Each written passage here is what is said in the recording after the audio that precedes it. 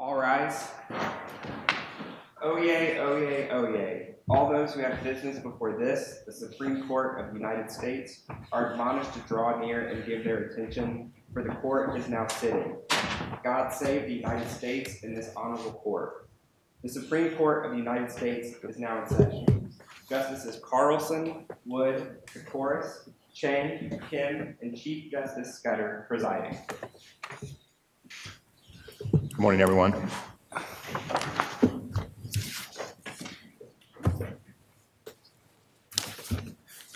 We'll hear argument this morning in Marshall versus Winston Taylor and Brett Jones. Parties prepared to proceed? Respondents stand ready. Petitioner is ready to proceed, Your Honor. Okay. And Ms. Mowdy? Yes, Your Honor.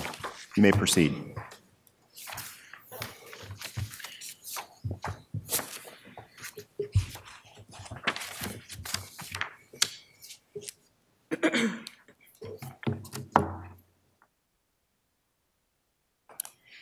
Good afternoon, Mr. Chief Justice, Your Honors, and may it please the court. My name is Haley Mowdy, and along with my co-counsel, Kyle Gardner, I represent the petitioners, the inmates at Carson State Prison. At this time, we would like to reserve 3 minutes for rebuttal.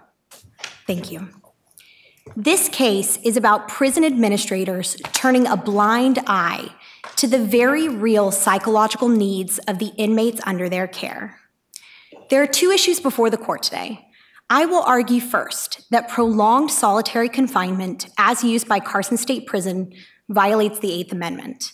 And then my co-counsel will argue with respect to the subclass of minor inmates that any use of solitary confinement on minors, absent emergency circumstances, also violates the Eighth Amendment. These are issues of law and should be reviewed de novo. The first question before the court today is whether the Eighth Amendment should be interpreted in such a way that allows conditions that place inmates at a serious risk of psychological harm. It should not, for two reasons. First, the Eighth Amendment protects inmates' psychological well-being under this court's precedents, and the conditions of prolonged solitary confinement place prisoners at a psychological risk.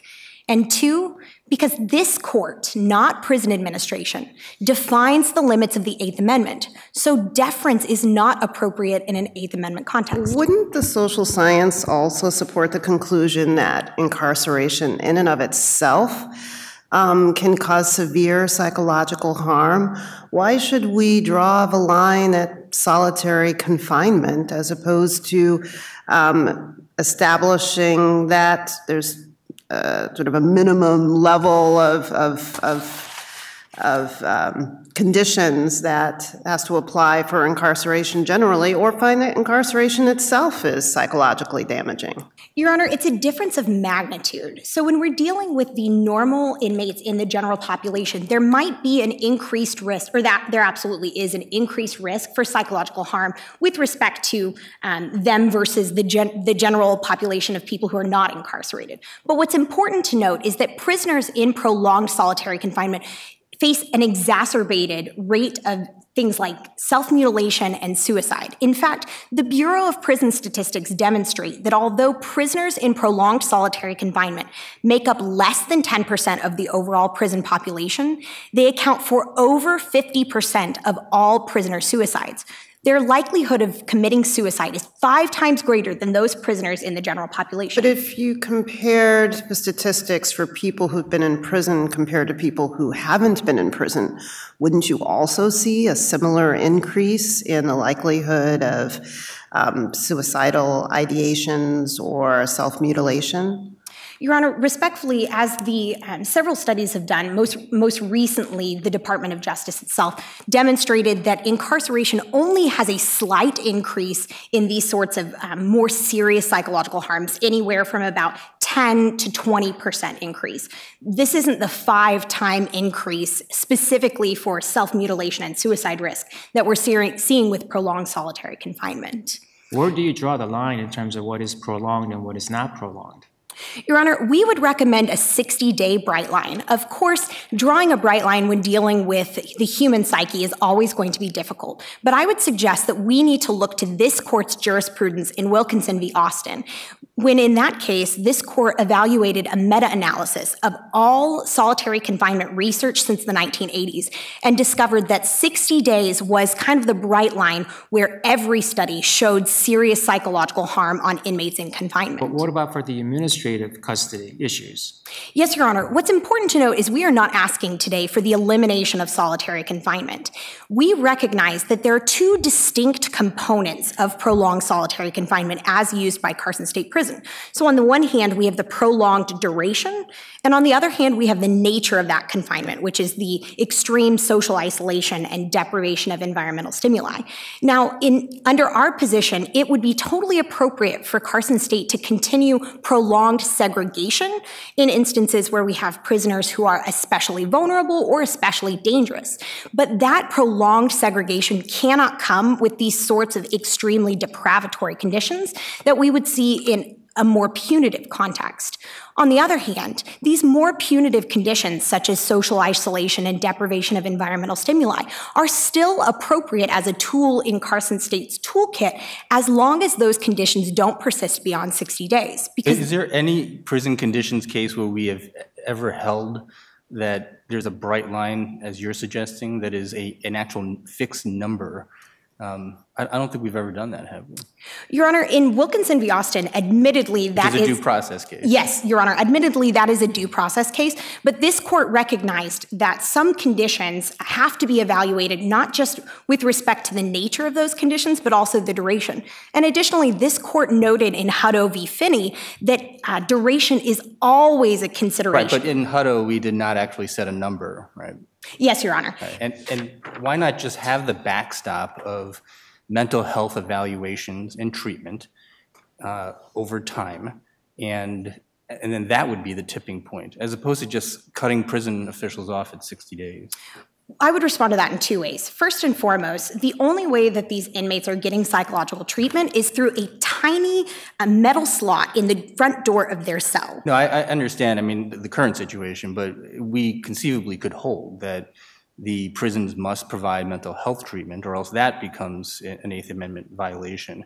But that way we do it on an individual prisoner basis, as opposed to just setting 60 days for everybody. Respectfully, Your Honor, that's not enough. This court already held in Brown v. Plata that mental health treatment is an Eighth Amendment imperative, but it's not doing a good enough job to protect these prisoners from the serious psychological harms.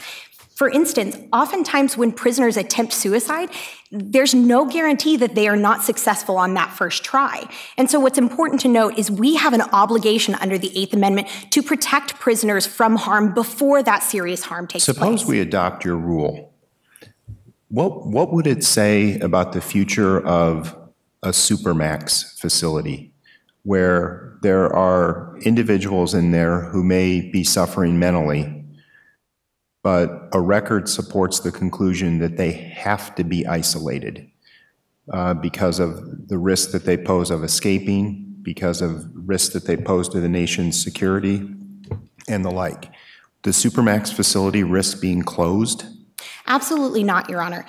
What's important to note is that we are arguing not that prolonged segregation from the general population is an Eighth Amendment violation. We think that Carson State Prison should still be able to use prolonged segregation as long as it doesn't come with these extremely restrictive conditions. Now, a great example of a prison that has already done this, kind of found that balance between keeping the prisoner segregated without subjecting them to these serious psychological harms, is Mississippi 32. In that case, the district court ordered them to make serious changes to their prison because of unconstitutional conditions, but gave them the latitude to craft a plan uniquely tailored to their prison environment, which is what we're advocating for today. And in that particular prison, they were able to create a system, a step-down system, where prisoners were placed in varying levels of confinement based on their relative danger to the general population or their danger from the general population. But they still had access to things like work programs, rehabilitative rehabilitation programs, and education. Which all 49 states have to adopt that set of conditions. No, Your Honor. What we are arguing for today is that actually brings me to my second point, which is that this court has to define the limits of the Eighth Amendment, but then we believe that prison administrators should have the discretion to craft plans that are in compliance with the Constitution, but still provide for the flexibility for them to craft plans that are uniquely tailored to their fiscal and administrative concerns. Seems like the flexibility is gone, though, if you have a bright line rule that kicks in at 60 days. Why not at the 60th day shift the burden to the prison facility to make a particularized showing of a need to keep somebody in circumstances that may be causing these kind of psychological harms? That may be an option, Your Honor, but what's important to note is that we do know that at 60 days, a substantial amount of prisoners do experience experience substantial risk of serious harm. Is the prison disabled from that point on? So a prisoner has spent 60 days, and then he's released, and let's say he's out for 3 months. Can the prison put him back in for another 60? Yes, Your Honor. What's important to note is that the studies demonstrate that it is the prolonged exposure to these sorts of conditions. So how long is the gap that the prisons must abide by? Respectfully, Your Honor, that's a fact question that needs to be dealt with at the district court level. As you can see today from pages 8 and 9 of the record, there are conflicting expert testimonies here, which is exactly why we are asking for this court to remand to the district court to do those factual analyses. So then you would have the district court set not only the 60 days, but then some minimum amount of time. So there's 2 numbers then the prison would have to abide by. Your Honor, we believe that 60 days should be the constitutional limit for the entire United States. However, prisons are free to, within that 60 days, determine what's appropriate under their specific circumstances. So what about, you used the phrase "these conditions," which I assume means the conditions in this case, but presumably solitary confinement is different depending on what facility you're at.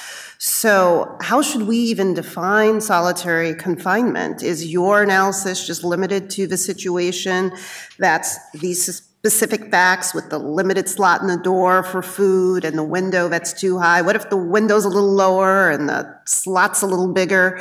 How do we come up with a definition that applies across the board?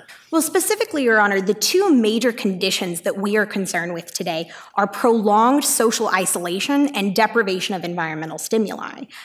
Now, of course, you point out an excellent point. So many of these discussions are factually based. And so whether or not the Eighth Amendment is going to be violated depends on the individual circumstances of that prison, which is why this case warrants a remand, so that a district court has the opportunity to weigh these sorts of factual considerations against the standard of law that this court sets today. But isn't this a class action case?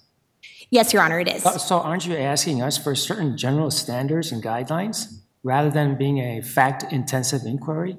With regard to interpreting the Constitution and what the Eighth Amendment requires, yes, we are asking this court to interpret the Constitution in a way that would apply to everyone, just like any other constitutional interpretation. However, when it comes to applying this court's interpretation of the Eighth Amendment to the prisoners at Carson State Prison, that would be a factual determination that the district court needs to make. So we're not asking this court to decide today. We're not asking this court to render judgment on whether or not the Eighth Amendment has been violated in this case. These are not cross motions for summary judgment. We are here only on the prison's motion for summary judgment. So we would ask that once this court explains the limits of the Eighth Amendment, that we remand for the district court to apply that test, that understanding of the Eighth Amendment to the facts in this case.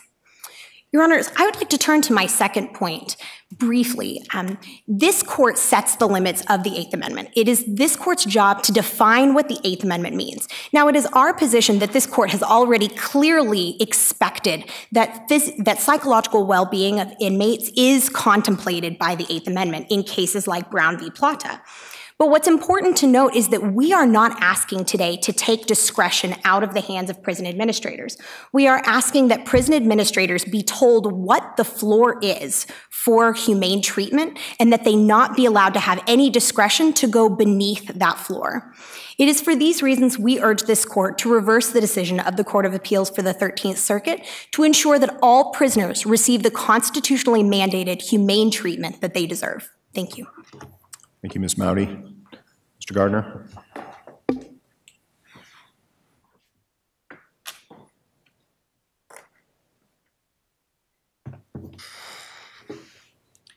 Mr. Chief Justice, Your Honors, and may it please the Court. My name is Kyle Gardner, and along with my co-counsel, Haley Mowdy, I represent the petitioners, a class of inmates at Carson State Department of Corrections. As noted, I will address the second issue regarding the subclass of minor inmates. Any use of solitary confinement on adolescents in a non-emergency situation for any period of time violates the Eighth Amendment's prohibition on cruel and unusual punishment. Including 5 minutes. That's correct, Your Honor, if it's not an emergency situation. The Eighth Amendment's purpose is to protect human dignity, and because of the unique vulnerable qualities of the subclass, its protections apply even more forcefully. But isn't that exactly why the prison needs the flexibility of having that tool available? If even 5 minutes is a constitutional violation, doesn't that mean that the prison would have to wait until after there was already an emergent situation? I mean, what if in a situation where you're concerned about gang violence, do you have to wait until the prison riot has broken out before you protect a more vulnerable prisoner? It seems like you're taking a very valuable sort of a tool to prevent the harm in the first place away. Sure. Your Honor, we acknowledge that prisons are dynamic and dangerous situations, and that's why we leave room for Carson State Department of Corrections to be able to make those kinds of on-the-grounds decisions in terms of what an emergency is. If there's a prison riot breaking out, of course, those 5 minutes placed in solitary confinement will be tolerable because that is an emergency. There also may be certain emergencies that don't abate. For instance, if there is a youthful offender who time and time again has proven themselves to be a problem to other prisoners or prison staff, and no other deterrent method or punitive method is working on curbing those actions, then that could ripen to the level of an emergency. So respectfully, we don't take any of the tools out of the hands of Carson State Department. Well, now I think I'm confused as to your definition of emergency. It's a little broader, frankly, than what I understood. How are you defining emergency, and can you take sort of advanced precautionary measures? How much latitude are we to give prisoners to impose those sort of precautionary measures before an emergent situation has actually ripened? So the definition of emergency should be left broad, and we anticipate that Carson State Department of Corrections today will ask you for a degree of deference. We believe that they should be afforded that deference in being able to factually define what constitutes an emergency. So there's not going to be one neat one-size-fits-all definition for what constitutes an emergency in a given situation. That being said, when we look to the record at page 7, it's clear what isn't an emergency based on the facts of this case. The record reflects that youthful offenders are placed in solitary confinement at Carson State Prison at a rate much higher than that of their adult peers for relatively minor infractions. That's not going to be an emergency, but Your Honor, respectfully, I mean, there may be things that could even take a precautionary bent, as you suggested here. For instance, if there were extreme threats of violence, if a suspected prison riot, if somehow prison officials came to know of that, that could be something that constitutes an emergency such that the temporary use of solitary confinement would be appropriate on that minor subclass. But turning to my first argument, Your Honors, this court has already recognized that juveniles are different in ways that make certain punishments against them unconstitutional, while those same punishments are constitutional for adults. This court in Roper v. Simmons recognized that the Eighth Amendment's protections apply even more forcefully to adolescent offenders. And this court in Miller v. Alabama said that the exact same punishment meted out against an adult offender and a juvenile offender can be constitutional for the adult while unconstitutional for the juvenile offender. That's the punishment, though, imposed by the court as opposed to the prison conditions. We've never said in a prison conditions case that the youth matters, right? Absolutely, Your Honor. That's true. All of these cases from Roper v. Simmons, Graham v. Florida, Miller v. Alabama, and then through to Montgomery v. Louisiana, those all took place in the context of the sentencing phase. That being said, this court recognized unique vulnerable qualities that, simply put, they don't abate once these individuals are behind those prison walls. Because of this court's recognition that at the sentencing phase, youthful. Well, at the sentencing phase, I mean, one reason for the distinction was we were concerned about cognitive development and the judgment that minors can exercise. So in prison, though, one would expect that they may very well be more difficult to manage, and maybe that's why they have the higher rate of use of segregation. So why are we taking away a tool from prison officials when these may be the most difficult prisoners to manage? Sure. Well, Your Honor, I would say that first, we're not taking away a tool from Carson State Prison. They would have the latitude to use solitary confinement on the subclass of minors in an emergency situation. But with that being said, one national survey conducted by Wake Forest University shows that amongst youth in prison, those that are confined to solitary confinement make up over half the suicides in prison. Do we know what the cause and effect is? I mean, maybe they went into solitary because they had some pre-existing mental illness. Did the survey account for that? Well, the survey does look at youthful prisoners compared to youthful prisoners in solitary confinement. So I would say that's a very strong causative link. But I would also add that procedurally, this case is on appeal from summary judgment, given that we are the non-movements. And the facts should be viewed in the light most favorable to the non-movement here, and that there is an inference that can be made and should be credited to us, the non-movements, that the causation is there at least for the purposes of summary judgment. That, of course, will be explored at a deeper level once this is remanded for the district court proceedings. And then may I ask, did the survey find this based on 5 minutes of segregation, or? It's unclear what the exact duration of time for each individual case that resulted in a suicide from an individual confined in solitary confinement. But regardless, there's still evidence that shows that the particular brain qualities and the unique emotional makeup of the subclass makes them particularly vulnerable to these kinds of harms. With that in mind, this court has also pointed out in Graham v. Florida that those same qualities, that impetuousness, that lack of good decision-making skills, also makes this not a particularly good form of punishment, because these individuals are less likely to consider the punitive effects of their actions. With that in mind, and we do note here that Carson State also uses solitary confinement for administrative purposes on the youthful offenders, but with regards to the punitive use, it's not a particularly effective punishment for those same reasons that youth are open to rehabilitation, as Graham v. Florida pointed out. That's another important consideration when we look to these statistics that show that suicide rates are inordinately high amongst the subclass, because this court has emphasized time and time again that rehabilitating these individuals is an important consideration. It goes without saying that if youthful offenders are committing suicide, that totally forecloses upon the possibility of any rehabilitation. I wonder also if advocating a maximum period of solitary confinement for people who are in emergency status? No, Your Honor, we're not. There could be some emergency. Facts and circumstances determination? That's correct, Your Honor. There's no bright line as with the majority of the class with regard to the adult inmates. It should be limited to emergency situations. That being said, as I discussed earlier, there may be some emergency situations that persist for the duration of a prisoner's stay, while that is going to be pretty unlikely and a very high burden that the prison administrators would need to show that that emergency truly hadn't abated for that entire time. That is certainly a possibility that's out there.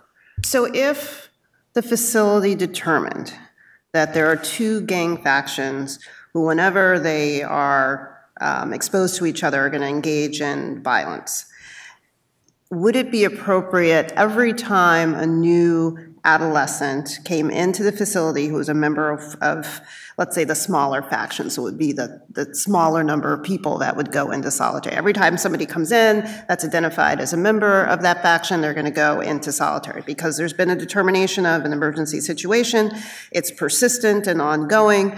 Would that be sufficient to satisfy the standard that you're proposing? I would say, given that factual scenario that you've given me, I would say that's unlikely. I would say that prison administrators have a variety of tools at their hands, including if there truly is this rash of gang violence, they have a number of tools to deal with that gang violence, including dealing with presumably some of the adult members that make up those respective gangs that won't be subject to the subclasses rule. So with that in mind, I would say that it's unlikely that that would qualify as an emergency. That being said, if there were some sort of, and again, this is going to, we're talking about state prisons here. If there was some kind of funding emergency that resulted in an absolute lack of infrastructure such that gang violence could not be responded to in a meaningful way, perhaps that could be an emergency, Your Honor. But on the facts that you've given me, I would say that it's unlikely that that alone would qualify as an emergency. Mr. Gardner, what I'm concerned about is the workability of what you're talking about, because you ask us to draw a very bright line, and then you're emphasizing over and over that the discretion is really kind of vacuous, such that so long as it's not arbitrary, it may be fine to put. So I'm really struggling with what's the content of an emergency. What kind of showing would need to be made? Sure, Your Honor. The things that immediately spring to mind that are an emergency are things like prison riots, immediate threats of violence on a given youthful offender. Those are the kinds of things that will typically be defined as an emergency. The record also illustrates some things that certainly wouldn't be construed as an emergency. The routine administrative use that Carson State has for placing these youthful offenders in solitary confinement certainly isn't going to qualify as an emergency. Relatively minor disciplinary infractions won't qualify as an emergency, Your Honor. So there are test cases on either side of this. That being said, that if I may, just you say minor disciplinary infractions. I wonder if what you're asking us to hold would have an implication for parents' rights in society at large and how they discipline their children. And so parent says, go to your room, right? And then don't talk to anybody. You can't go online or anything, and don't come out till dinner. And it's 4 hours till dinner. Can the state now ban that? Because we're banning it. You're asking us to ban that for inmates. So kids in society at large, why could parents do that? Well, Your Honor, I would say no, that there haven't been any findings, at least that I'm aware of, that there is a heightened rate of suicide amongst youthful individuals that are sent to timeout. So no, the implications of this holding will not reach to the home front. This is a unique situation. So if the social science starts showing that, though, then the state can ban that practice. Your Honor, I doubt it. This court has always been sort of hands-off with regards to getting into the nitty-gritty of parenting. I mean, there are certain baselines that this court has set for what is appropriate in terms of parental rights, but this holding would not have any sort of impact on the home front. And so with that being said, Your Honors, because of these unique vulnerable qualities of these individuals, and because of their increased risk of substantial serious harm through self-mutilation and suicide, this court should continue to recognize what it already has in the line of cases that began with Roper v. Simmons through to Montgomery versus Louisiana, and acknowledge those unique vulnerable qualities. I'll also acknowledge this, just to leave you with. This court has never balked at a difficult task. We acknowledge that what we ask this court to hold Carson State to do today is a difficult balance to strike. But in Brown versus Plata, this court released thousands of prisoners after it made the evaluation that the Eighth Amendment was being violated. We didn't release them. Well, the prison release, but the release was ordered. But I thought we remanded to see if the state could, The district court eventually ordered their release, but yes, Your Honor. So this court is, I see that I'm out of time. May I briefly finish my sentence, Your Honor? You may. We have never shied away from a difficult logistical decision, and this court shouldn't do so now. Thank you, Your Honors.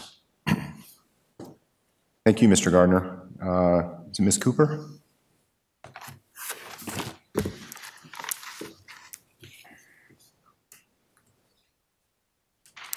Mr. Chief Justice, may it please the court. My name is Nicole Cooper, and I, along with my co-counsel Katelynn Armijo, represent the respondents, Mr. Winston Taylor and Mr. Brett Jones, in this appeal.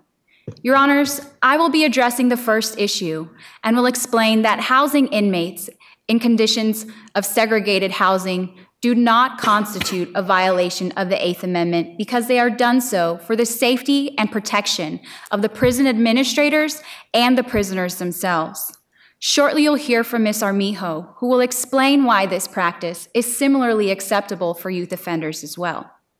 Your Honors, this court should affirm the decision of the 13th Circuit for the following 3 reasons. First, because petitioner has failed to show that prison administrators in this instance were deliberately indifferent. Second, because social interaction and environmental stimuli are not basic human needs. And finally, because the inherent nature of prison in and of itself causes psychic distress, thus placing inmates in segregated housing for over 60 days does not result in a substantial risk of serious harm. Your Honors, while petitioner asserted that we are here today to determine the floor of what the Eighth Amendment is, the fact of the matter is that this court has reiterated time and again that in order for an Eighth Amendment violation to be found, prisoners must show a severe deprivation of a basic human need that resulted in a substantial risk of serious harm, and that prison administrators acted with deliberate indifference. And that brings me to my first point, Your Honors, that petitioners failed to do that here today. They didn't get the chance. It was a summary judgment motion, and the lower court simply said, unless the needs that are being proposed by the petitioners, if they part of basic human needs, then we don't have a violation. But don't we have an obligation to always redefine what are basic needs if science tells us that psychological needs are in fact basic human needs? No? We absolutely can adopt and modify basic human needs, Your Honor. However, to your first point, this court stated in Farmer versus Brennan that for a prisoner to survive a motion for summary judgment on claims seeking injunctive relief as they do today, prisoners still had to show that prison administrators unreasonably disregarded an objectively intolerable risk of harm, However, petitioners failed to do so in this instance. Indeed, as page 7 of the record indicates, prison administrators on a motion for summary judgment presented evidence that long-term solitary confinement is necessary for the safety and protection of prison administrators and the prisoners themselves. And this evidence, which introduced both lay and expert testimony, is uncontroverted by petitioners. So, Ms. Cooper, is it your view that we are incapable of hypothesizing a circumstance where at an individual level, such an extreme and prolonged degree of isolation could violate the Eighth Amendment? No, Your Honor, not at all. We're stating, and respectfully, this case is here as a class action. It's not on an individual level. We're not looking at the individual But the Eighth Amendment's an individual right, and we have to articulate a rule. Absolutely, Your Honor. And deprivations of basic human needs, including, if this court were to find that social isolation and interaction were defined as basic human needs, would still require a showing that prison administrators acted deliberately indifferent, and moreover, that there was a substantial risk of serious harm present, and here neither of those things are presented by petitioner today. Moreover, in Farmer versus Brennan, this court reiterated that a showing of deliberate indifference required more than a showing of negligence, and instead mandates something more akin to criminal recklessness. Thus, the critical factor for deliberate indifference isn't whether prison officials are indifferent to the deprivation, in this instance, the isolation.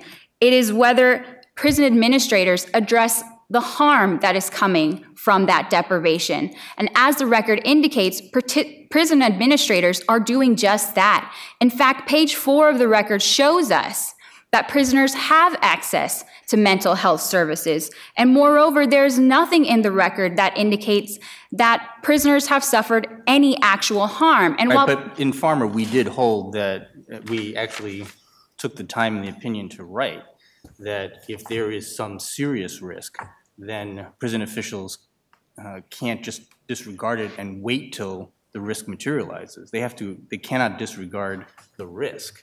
So it doesn't matter that the class itself hasn't suffered actual harm. What the plaintiffs have shown is that, or offered evidence of, is that there is a serious risk of mental health deterioration, including suicide, when solitary is used for longer than 60 days. Well, respectfully, Your Honor, prisoner hasn't shown that the deprivations alleged are directly connected and caused by segregated housing. They have offered studies, and on a summary judgment motion, we do have to view the evidence in the light most favorable to the non-movement. Is that correct? Yes, Your Honor. So in accordance with Celotex versus Cartwright and its progeny, respondent contested as a matter of law that the social interaction and environmental stimuli are not human needs, and deprivations do not pose a substantial risk of harm. As such, the burden shifted to petitioner to provide evidence that showed a substantial risk of harm. Well, so on in the record, which the Court of Appeals at page 9, in support of this claim, the class members presented extensive expert testimony about the psychologically harmful effects of long-term solitary confinement. And then there's more detail about how it correlates with illness, self-mutilation, and jail suicides. So we have to take that version of the expert testimony, right, at the summary judgment stage. Yes, Your Honor, that is absolutely right. However, I would note the word that you mentioned, correlation. And the reality is, Your Honors, correlation is not causation, and causation is what is required to show. That's great cross-examination. I'm sure you'll do an excellent job at trial on that, but at least for purposes of summary judgment, I think it's not, it doesn't seem implausible. It seems perfectly reasonable that this kind of confinement can lead to those mental health deteriorations. Well, Your Honor, again, based on the studies that petitioner presents, taking the conclusions as true, we're not contesting the conclusions.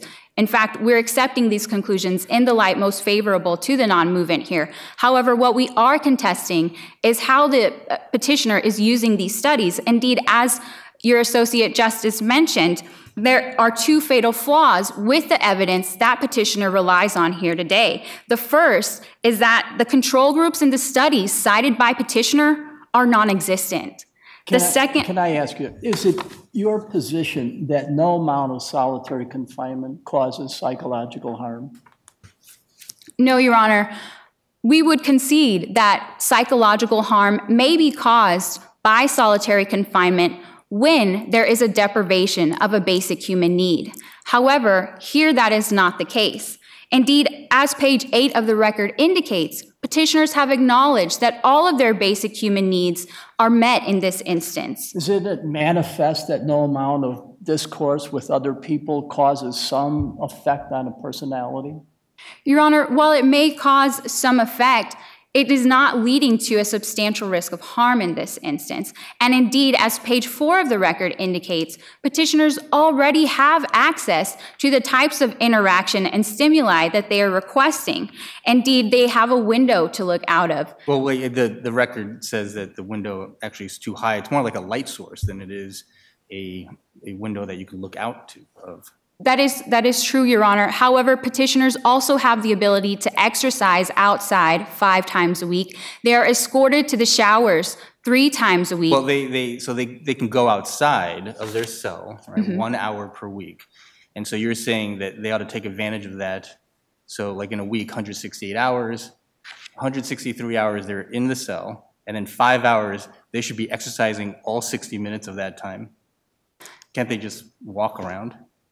They could walk around in that outside area, Your Honor. That is not really getting an hour of exercise.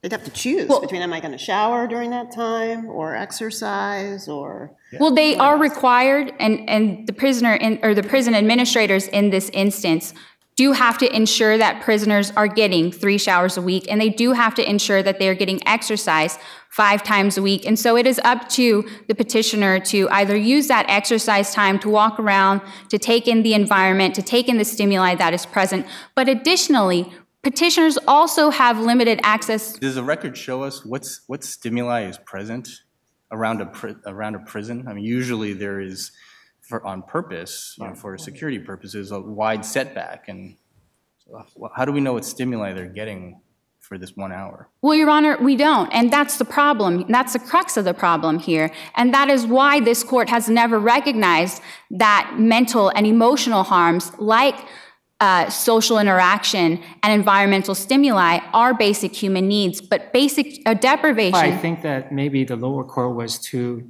abrupt in cutting off the plaintiff's ability to prove, in fact, psychological needs are basic human needs. I mean, why should the court be dictated by the Maslow's hierarchy of needs? Why shouldn't the petitioner be able to give that evidence and have the trial court sift through the evidence? Why stop at a summary judgment motion? Well, Your Honor, petitioner did have the opportunity to give that evidence. Indeed, they furnished all of the studies in the record today. But again, those studies are insufficient to show a direct connection, a direct link. But that's because of the lower court's very narrow definition of basic human needs, no? No, Your Honor. Indeed, if this court were to recognize environmental stimulation and social interaction as basic human needs, petitioner would still have to show that a deprivation of these needs put them at a substantial risk of harm. But again, the studies cited don't take into account whether prisoners... I read the 13th Circuit's decision as much more categorical than you seem to be reading it. I mean, they say on page 13 that isolationism and a lack of environmental stimulation is not serious enough to trigger the Eighth Amendment. And then from there, that psychological harm is not cognizable under the Eighth Amendment, just categorically. So it doesn't seem to me that any set of facts even matters. Well, Your Honor... So there's no need to hypothesize. It's almost like it's not justiciable. Well, Your Honor, again, we are here on a motion for summary judgment. So this court reviews the matter de novo. So disregarding what the 13th Circuit said, even acknowledging... But are you asking us to be that broad that under no set of facts, zero, on any factual record, it does not matter? Psychological harm is not cognizable under the Eighth Amendment. No, Your Honor, that is not what we're saying. Indeed, we recognize that this court stated in Helling versus McKinney that a physical injury is not required to show an Eighth Amendment claim. We simply ask this court to confirm what it has held multiple times over the course of the past few years, and that is that in order to show an Eighth Amendment violation, prisoners must prove that prison administrators were deliberately indifferent to prisoner needs. Right, but in the injunctive relief setting, the question is, the prison officials have now been presented with all of these studies, right, that show extensive harm.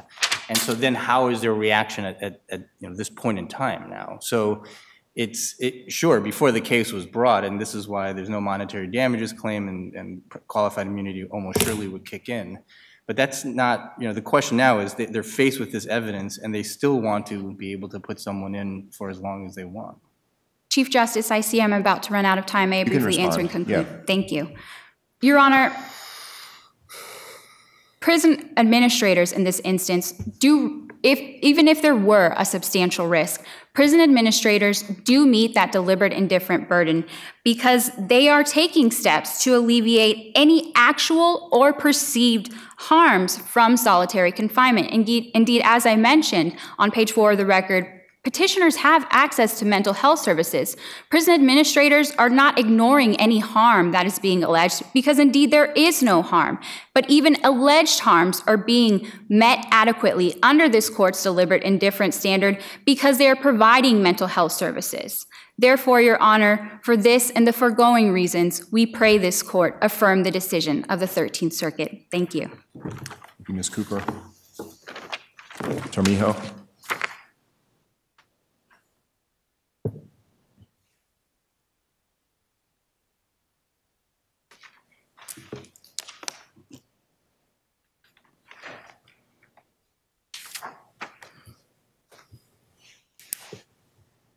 And you may proceed. Mr. Chief Justice, may it please the court. My name is Katelynn Armijo, and along with my co-counsel, Nicole Cooper, I too represent Winston Taylor and Brett Jones, the respondents in this appeal. You have heard Ms. Cooper discuss how prolonged isolation and lack of environmental stimulation do not violate the Eighth Amendment. And now I will be addressing the second issue, which asks whether any period of solitary confinement of an adolescent who has been both tried and convicted as an adult constitutes cruel and unusual punishment. Your Honors, this court should hold that the solitary confinement of adolescents who have been legally deemed adults is not cruel and unusual for 3 reasons. First, the Eighth Amendment does not draw a bright line distinction between the treatment of adults and adolescents in the conditions of confinement context. Additionally, Your Honors, even if this court does find that a line needs to be drawn, solitary confinement in Carson State Prison is not cruel and unusual. And finally, Your Honors, if this court holds that solitary confinement is cruel and unusual, this court is eliminating the deference that should be afforded to prison administrators. As my co-counsel stated, when reviewing— Prison administrators are not scientists, right?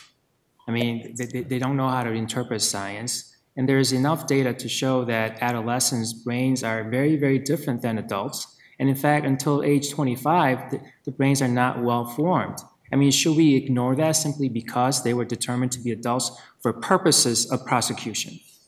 No, Your Honor, I don't believe that that anything should be ignored. However, if we are looking at the studies that were presented, particularly in this case on pages 8 and 9 of the record in regards to the subclasses claim, one of the claims that are asserted is the brain plasticity of these adolescents. And while we do recognize that that is a scientific study presented, the context, as it was mentioned in Anthony Giannetti's article, as commented on in the dissent by the 13th Circuit, the brain plasticity study was actually written by Benjamin Weinberg in the National Campaign to Prevent Teen Pregnancy. So some of these studies aren't even relating to conditions of confinement or the placement of these adolescents in solitary confinement.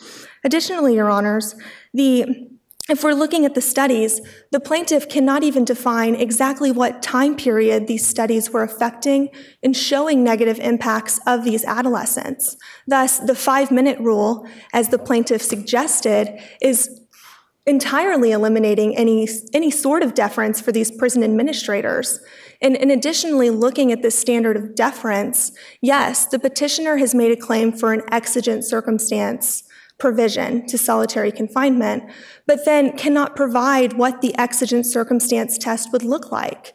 And the impact of that provision being placed on prison administrators would result in prison administrators not knowing at what point, when they make a judgment call for exigency— What I find interesting here is there's this discussion about the social science studies that are out there, but looking at the data from this particular facility, adolescents are being sentenced to segregation at higher rates than the adult inmates for what I assume are similar infractions, or else it wouldn't be much of a comparison. But in any case, for disciplinary violations period, and including for minor infractions in particular.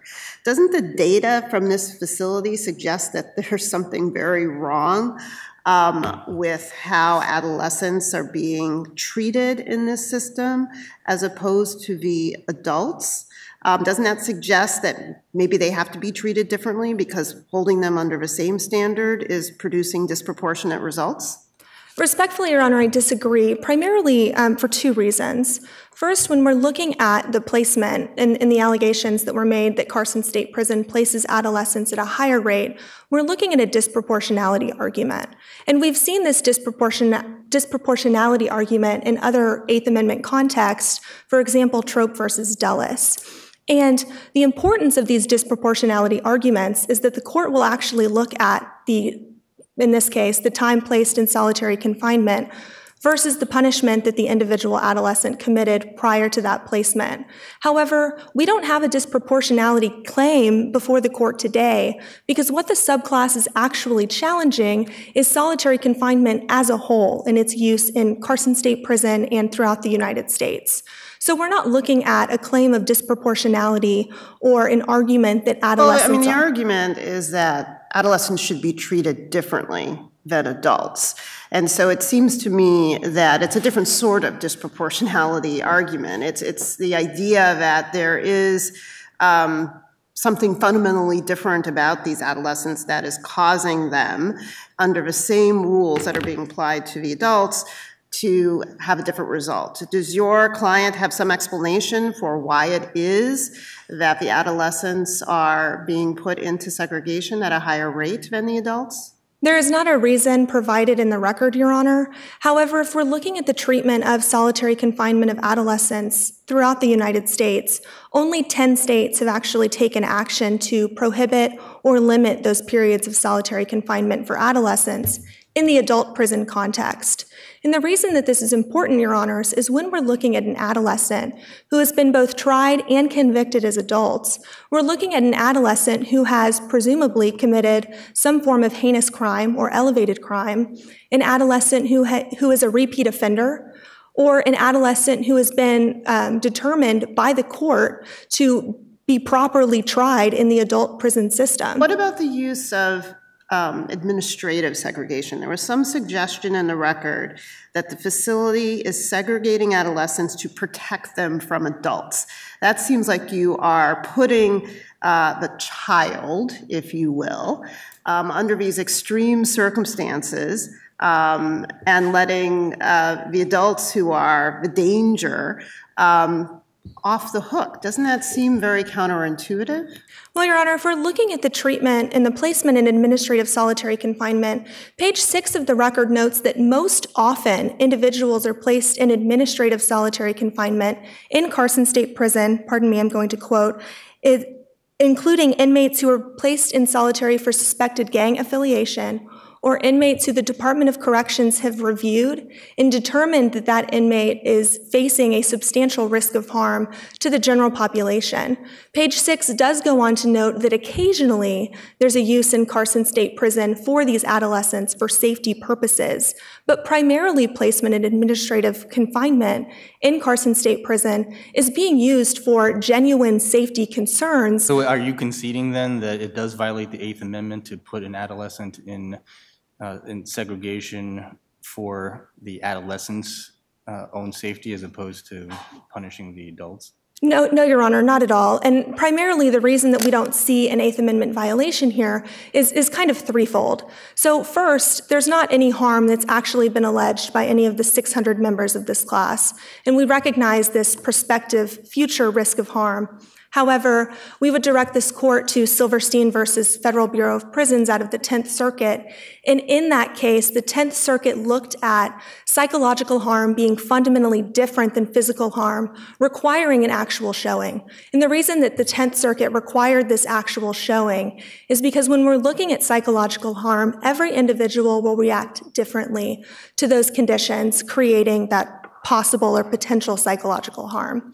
Second, Your Honor, as I've mentioned on page 6 of the record, placement of these adolescents in solitary confinement is occasional. And if we look to page 7 of the record, Carson State Prison further noted at the district court level that when these inmates are placed administratively in solitary confinement, they do, some of those inmates are released after days or even weeks in solitary confinement. So we're not seeing a long period of time of placement administratively in this solitary confinement.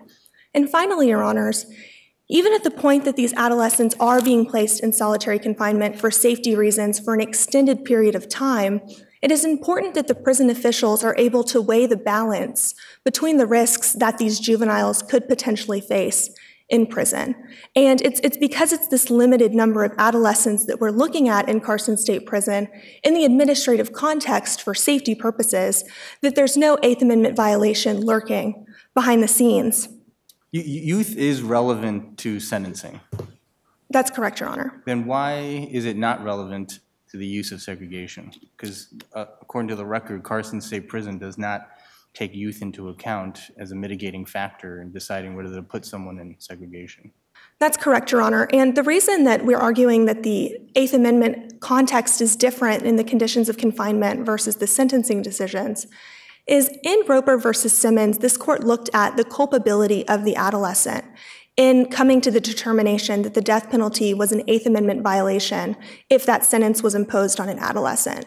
And by culpability, we're looking at whether that individual adolescent who committed the crime was sufficiently culpable to understand at the time the crime was committed the gravity of what they were doing. Well, that's the same for discipline. Respectfully, Your Honor, I disagree in this context because, as I mentioned earlier, these adolescents have been legally deemed to be adults. And that's exactly why— Right, but even though they were legally deemed to be adults, their youth is a mitigating factor at sentencing. That's correct, Your Honor. So, yeah, just the mere fact that they've been tried as an adult does not disable the court. In fact, the court would still be required to consider youth at sentencing. So the same should hold for prison officials. Well, but when we're looking at a conditions of confinement context, Your Honor, we're looking at different factors. We're no longer looking at culpability. We're looking at whether that inmate is being provided their basic human needs. And at the point that that inmate is being provided these basic human needs, which we argue would not change regardless of the age of the inmate, although the amount of needs might change. How do you define basic human needs? What overarching definition cuts across food and water, exercise, medical care, and sanitation? Well, Your Honor, this court created a list of basic human needs in Farmer versus Brennan, and that included— The list, it's not actually a definition. It was a list, Your Honor, that's correct. For the list. That's entirely correct, and that's actually what's happened with the exercise provision that was added by a circuit court after Farmer versus Brennan. So there have been inclusions in the addition of basic human needs to this list. And what do you think, because in order to decide whether to add to the list, we should probably try to find some common baseline. What do you think it is? Your Honor, the baseline is looking at what it takes to keep an individual for all intents and purposes alive. We're looking now, at— is exercise actually necessary for that? Your Honor, exercise is important in that if the inmate is routinely bedridden or left in a cell, a small cell, they would presumably need that time to stretch and get some physical exercise in. And that's certainly been recognized. However, when we're looking at the conditions of confinement in Carson State Prison, we don't see this deprivation of even environmental stimuli and social interaction as the petitioners are alleging. And the reason for that, Your Honors, is because inmates at Carson State Prison are still entitled non-contact visitation, telephone access, reading materials. But not if they're in segregation. Yes, Your Honor. The record states on page 7 that when these inmates are being placed in solitary confinement, they are provided access to this non-contact visitation and telephone access, as well as the mental health services, the exercise, and these other opportunities, the reading materials. Can I go back to a point you mentioned? When a warden assesses risk in the case of administrative segregation for an adolescent, is that realistic? What is he assessing or she assessing as opposed to the whim or supposition they have about the harm they may be caused by non-solitary confinement? The record, Your Honor, is not clear on exactly what factors the prison administrators are analyzing when they're making these determinations. Is it merely being a gang member? Is that sufficient to trigger sensitivity to freedom? Again, Your Honor, the record doesn't state exactly what the prison was looking at. However, that's my point. Isn't it unrealistic to say we're going to put evidence on 2 plates and see which one bears? This is really the product of the official's determination, almost subjective. Isn't that true? Well, respectfully, Your Honor, I disagree, and primarily because the evidence that was presented in regards to the determinations that are being made by prison officials, the placement in administrative solitary confinement, and the dangers that exist in the prison, were not going to that first element of the Farmer versus Brennan test. They were actually going to that second element of deliberate indifference. And when a petitioner or an inmate brings a cause of action under the Eighth Amendment, that inmate is required to meet both elements of the Farmer versus Brennan test. Thus, at the point that an inmate has shown even a substantial risk of serious harm, as long as the prison is not acting deliberately indifferent, meaning as long as the prison is taking action to protect those inmates from that risk, then the prison administrators are not acting with deliberate indifference. Well, there has to be a reasonable response. It's not just any response. That's correct, Your Honor. However, if we're looking at the record today before the court, there is 600 inmates at Carson State Prison, and of those 600 inmates, regardless of whether they've been in solitary for 12 years or haven't been in solitary at all, there was absolutely no showing of any detrimental psychological harm. And that's exactly what the 10th Circuit noted in that Silverstein case. Because psychological harm impacts every individual so differently, it's hard for a prison administration to be put on notice of this presumed harm when it's not even guaranteed that that inmate will suffer from harm. And that was one of the primary issues with Anthony Giannetti's study, is that he followed an individual inmate who was placed in solitary confinement at 16 years old and stayed in solitary confinement for 8 months, and following that 8-month period had absolutely no decomposition of mental or physical status. So there are individual inmates who do not respond to solitary confinement in negative ways. And in some cases, there are inmates, as we see with the comments surrounding the Prison Rape Elimination Act, who are actually requesting to be in solitary confinement. But it is a matter of degree. Like, so if you had a physical health risk, like something in the water, a contaminant, that some inmates might be more resistant to than others, you still can't, as a prison official, disregard the risk to that segment that is vulnerable. Mr. Chief Justice, I see that. Thank you. You can respond. Justice, to answer your question, yes, we do recognize, especially when there are physical contaminants, that those situations do need to be responded to. However, the unique nature of psychological harm, in being that everyone's psyche reacts differently to different situations, creates separate analysis that must be gone through under the Eighth Amendment. And it's for these reasons we ask the court to affirm. Thank you. Thank you, Mr. Armijo. Mr. Gardner?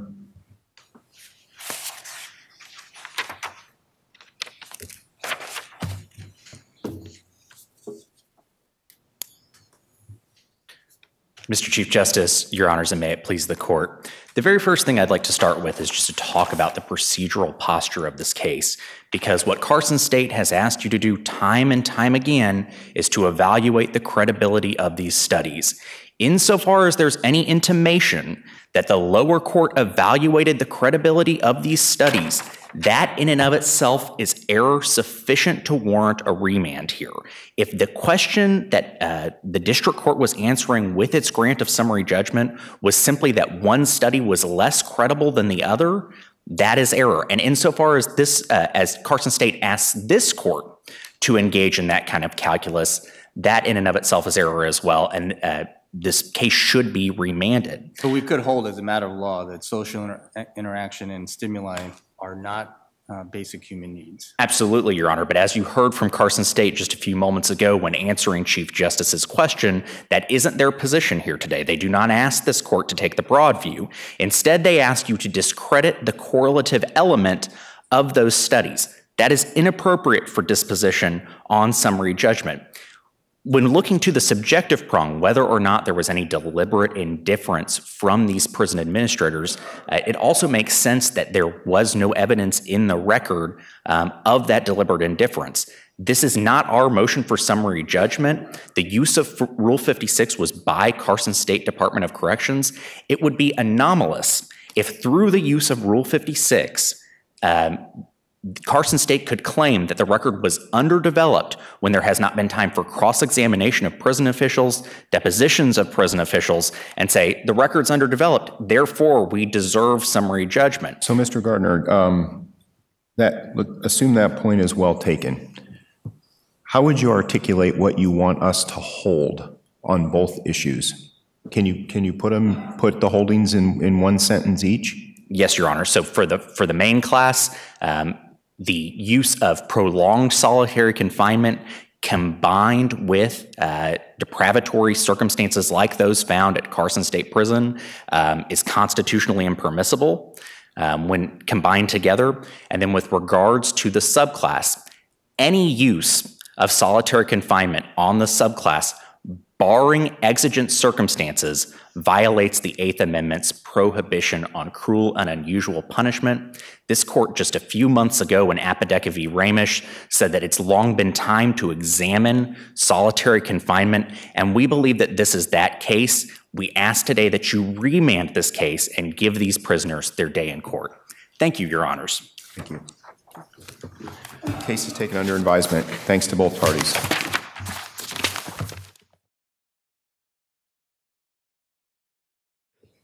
Please be seated. So as I understand it, this is our opportunity to provide you all some feedback. I think before I turn it over to Judge Wood, I think I can say categorically and unequivocally, congratulations. Each of you did a superb job, and I know immensely impressed every judge on the panel. You're very, very skilled advocates. So congratulations to getting to this point and doing a very fine job. And we'll just work our way down with some more particular comments.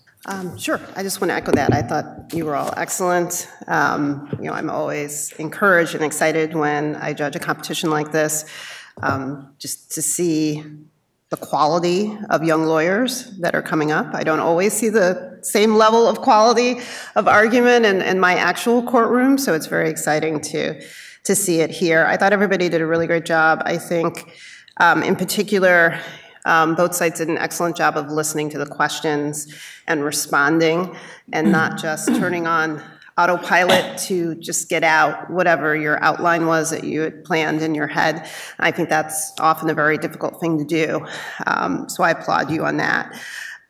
Just one thing in particular for each side that I thought you did particularly well.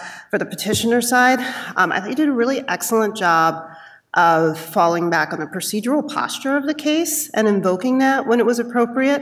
I think that's often a very difficult thing for law students to understand, that the vast majority of cases, at least in my experience, kind of turn on that procedural posture. And you don't really learn that in law school. You don't really learn, like you read a case in your casebook to get to the rule of law, and you sort of skip over, was it a motion to dismiss? Was it summary judgment? Was it post-trial? And oftentimes, a case that if it were decided the same way at summary judgment, but it was decided at a motion to dismiss, it's going to be completely different. It's going to be, reversible error. It's going to get sent back. And so I thought your understanding of that, and particularly coming back to it on rebuttal, was very well done. And on the respondent side, I thought you did a good job of not overreaching with your position. I think that there were some somewhat extreme positions, I would say, taken in the lower court's decision. And I thought you did a good job of sort of hedging your bets a little bit, that if we wanted to go with a more bright line categorical approach, you had a way for us to sort of affirm, but you also had an alternative way for us to affirm if we weren't comfortable with the very strict bright line categorical approach that I think was reflective in the lower court opinion. I thought that was sort of well done, that even if we're not comfortable with that, we can still get to the same result. So those are two things that I thought really jumped out at me, one from each side. Thank you. Yeah, you all did an excellent job. So I'll just make two quick points. On the positive side, both sides did make reasonable concessions, and that's extremely important. And I think, as Judge Wood just said, it is important to try to walk back from the most extreme positions if possible, especially if the lower court took an extreme position. So, and both sides did that in terms of saying, no, we're not trying to take away prison deference, and here are the ways in which prison officials still have deference, and at the same time, for the respondents, that this is not complete sensory deprivation, and we're not asking to be allowed to do that, and here are the points in the record to show why that's not what's happening. I have many other positive points, but in the interest of time, let me just give one kind of critique. And the irony of this critique is that actually the more skilled of an advocate you are, the more you sometimes fall into this trap. So you're always told, when answering a question, see if you can pivot, and then make some other point. And that's sure that as you gain more skill and experience, you do that, and you were all doing it. But I think what sometimes happens is because your brain is doing two things. One is answering the question, and the other one is, now how do I pivot to that next point that I want to make affirmatively? And then that first part gets lost a little bit. You start trailing off and not answering the question fully because you're thinking, oh, I got a great way to pivot, here. And so just beware of that. And as I said, it's actually a skill. So don't stop doing it, and just remember to fully answer that question before you exercise that pivot. Well, I thought each of you did a very good job. You handled a wide variety of questions. I showed you had a very good, beyond good, great handle of the records, the law, gave citations, worked your way through the questions, held your ground to a certain extent, but also gave a little to the question or gave a little to the other side to look at the overarching goal. I do agree a little bit with the Justice's remarks that there were a couple of times in that moment when you almost had the question answered that you pivoted and maybe pivoted and gave a little ground that you didn't necessarily need to give had you answered the question first completely and then let your brain pause for a second and move on. And one little thing, which I do myself, because I give a lot of remarks around the country these days, that I sort of say, well, okay, I'm done with that. I'm now going to move to the next thing. A couple of times you were in the middle of answering the question when you were already moving to the next thing. But that's just so small in the overall 98.8% of the great stuff that you guys did today. But it's just something that you're going to learn as you move on. And will grow into. Congratulations. Thank you. Well, I was quite thankful I was on this side of the bench rather than out there. The questions came hot, heavy, and sometimes very complex, hard to follow, but terrific questions. And one thing I learned in trial work way back when, if you ever get gored, don't show it, okay? Because we read body language as well. And some of the questions were really pointed and tough to handle, and not any one of you, all four of you had this very proper quality. You didn't look like you were affected adversely by the question, and you handled it in the way that you could. And one particular question was propounded to one of the women arguers. And the response immediately was, I disagree, or essentially, you're wrong in the premise of your question. And I think the beauty of that is if you had taken a different tack, then you might water down the main proposition you're asserting and therefore denigrate it a little bit and not show that you have the courage of your convictions rather than taking the question head on and answering it consistently with the basic argument that you had already made. So I was impressed by that, and I was impressed, as all of my colleagues were, over the overall quality, the knowledge of the record. It's on page 10 and page 13. Unbelievable stuff, and you should all be proud of what you did. It was terrific. Thank you. I won't repeat all the great comments from the other judges, and I also agree with them. And we see why you are here today, competing in a championship round. And, you know, we all judge mock trials and moot court competitions often. And sometimes I do feel like I'm judging a mock trial or moot court competition, but not today. I really thought that I was on the panel and I'm trying to decide what is right, what the Eighth Amendment standard should be. And I really, really enjoy the engagement that we had with the attorneys, and it really felt like real thing. And I really appreciate that. And I appreciate being part of this panel today. I learned a lot. And you guys are just terrific. I mean, I don't know that I can give you pointers, really. I think I need pointers from you. I mean, the fact that you kept coming back to the record, which is really, really important in real setting, in real practice, because that's all we are confined to. We can't make things up. We can't draw things from other sources. We are, in fact, limited to the record. And I much appreciated the petitioner talking about the standard for the motion for summary judgment. Like Judge Wood said, standard is really important, especially in appellate practice. Thank you for your advocacy today, and thanks for including me. Thank you. I have a couple of quick comments. If any one of you appeared in the Seventh Circuit and did 10% of what you did today, I would be immensely thankful. And would get a lot out of it. I don't know what you all have in mind going forward, but I hope you do courtroom work, trial work, or appellate work. to a person. You're very, very skilled. And the thing that I think I was most impressed with is the ability to have a dialogue with the court. I think you each recognize something that's really, really important, and I'd really encourage you to as you go forward and, you know, in your careers and doing work, and that is no case is perfect. I bet on each side you would definitely swap a card or two out of your hand if you could.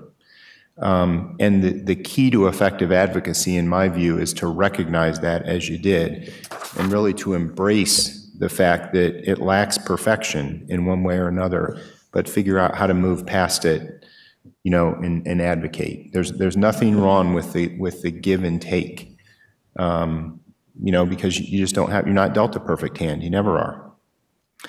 The final point I want to emphasize is one that we don't really see here today, and that is today is all about oral advocacy, and you just did a sterling job with it. Don't elevate the oral advocacy over the brief writing, though. Really pour everything you have into putting a really good, well-organized, you know, clearly articulated brief together. And don't underestimate the importance of that foundation that it provides before you come into the courtroom. The brief says an awful lot, you know, an awful lot for your client. And as I can tell you, in the Seventh Circuit, the brief, there's a real impression formed, and a lot of thought given to, you know, the pros and cons of the position you're advancing by the quality of the brief that you submit.